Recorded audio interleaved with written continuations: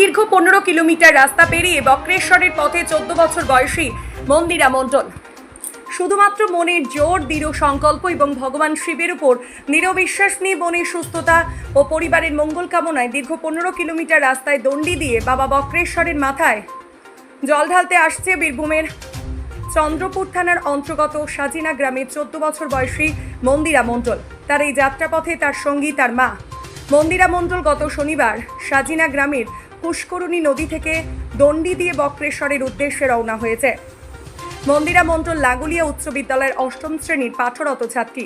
দণ্ডি দিয়ে বাবা শিবের মাথায় একটা বাচ্চা মেয়ে জল ঢালতে আসছে দেখে রাস্তার দুদিকে বিভিন্ন জায়গায় মানুষ ভিড় জমিয়েছে। তার এই দৃঢ় সংকল্প মানব মানুষের মধ্যে যথেষ্ট উৎসাহ জুগিয়েছে। Bureau report, Tarapith TV.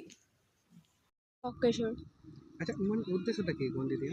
মানে আমার বোনের কিছু শরীর খারাপ হয়েছিল, তার জন্য আমি বলে আমার কাছে প্রার্থনা করেছিলাম যেন, কারণ আমার বোনের কিছু না হয় এবং আমার বোন যেন এরকম অসুস্থতা না পড়ে, যেন ভালো হয়ে যায় এবং পরিবারের জন্য যেন সব পরিবার আমার ভালো থাকে। 15 কিলোমিটার। আচ্ছা, আপনি জল কবে ঢালবেন? কাল সোমবার। আপনি বেরিয়েছেন কবে? আমি বেরিয়েছি শনিবার, আজ দুদিন হচ্ছে, কালকে নিয়ে 3 দিন হবে। আচ্ছা, কষ্ট হয়েছে না? হচ্ছে। আচ্ছা, আপনার নাম? মন্দিরা মণ্ডল, বাড়ি? সাজিনা। আচ্ছা, আপনার কেমন লাগে?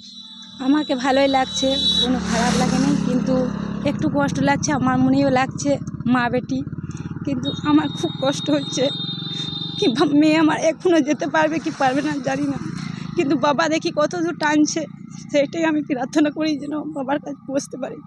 কাল থেকে খাওয়া নাই, আমার ভাই বোন কাকি কাকিমা সবাই সাহায্য করছে অনেক, কিন্তু দেখি এবার বাবা কত দূর টানে। আচ্ছা, আপনারা কোথা থেকে আসছেন? সাজিনা থেকে। আপনারা যাবেন কোথায়? বকচর। ক কিলোমিটার হবে? 15 কিলোমিটার। আচ্ছা, এই গন্ডি দেওয়ার উদ্দেশ্যটা কি?